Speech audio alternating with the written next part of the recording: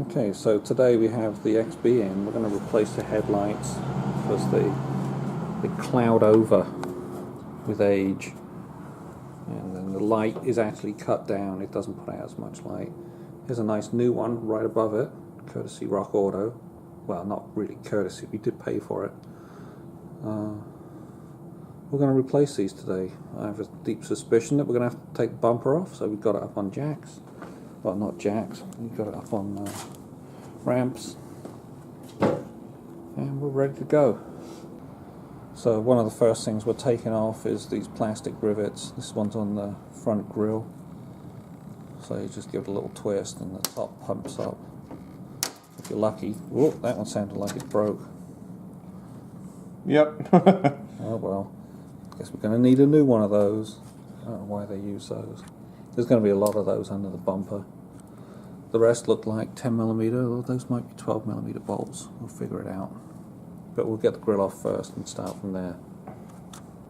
Okay, we've got the grill off. There was another plastic rivet right here that was a little tricky to get out.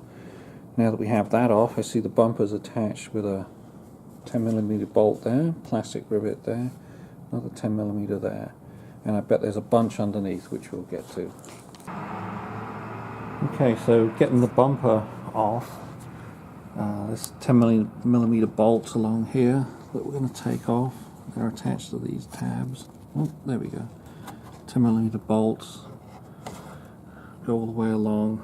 Take those off. And there's stuff on the side. There's one right here on the edge. We're into the wheel trim now. This one I think is broken off. So we probably won't have to do that, but on other ones you may have to take this bolt out, and which will uncover something here that's broken on this one. Probably a plastic rivet. Looks like I can feel a hole here that probably should have something in it. And we'll have to take that off because there's usually something to do with the shield, and then there's a bunch of stuff across the bottom, and the shield is in both wheel wells obviously, and this is why we got it up on the ramps, just to make life a bit easier. Right, so we'll have a go at getting that off, and we'll film any tricky bits as they appear. Okay, this clip on the bottom bumper here is quite odd. It's a sort of a S-shaped thing. What you've got to do, there's a post on it halfway back, and you have to sort of lever it open so that this piece of plastic can come out. Quite the trick, and then it exposes everything behind it. Okay, so let's have a go. If you want to grab out something. See, I don't know if we've got to take something out here yet from these other little grills, but I think probably something holding it in. Oh, you got yours? There's a little tab on the top. Just pull it out. Just pull straight. Yeah. Oh, there we go. Do we have, is it caught somewhere else? Oh, I see. There's little white plastic things on these. Yeah. Right, so while we're trying to get the bumper off, we noticed that down here, where is it? Where's the zoom? There we go. See that white plastic thing on the bumper tab? One of the tabs, that's holding it on, so we're going to have to go back in. We're going to temporarily put the bumper back on and see if we can't get that white plastic thing out that's stopping it from coming off. One each side. Alright, put the bumper over there, keep it out of the way. We thought we'd take it off, but you can get to it if you just droop the bumper, but I really didn't want to do that. You know, plastic gets old. As long as you can get to the bolt here and the bolt here, then you're okay to go. But for us, it was just a bit easier to take the whole bumper off, get it out the way, can't damage it. So I think that's going to be better. While we're at it, this is the plastic clip we were trying to remove. So it's got these tapered edges, and the way I got it out was with pliers. I was just pushing down on the top to pop it out. First one side, then the other, and then the whole thing came out.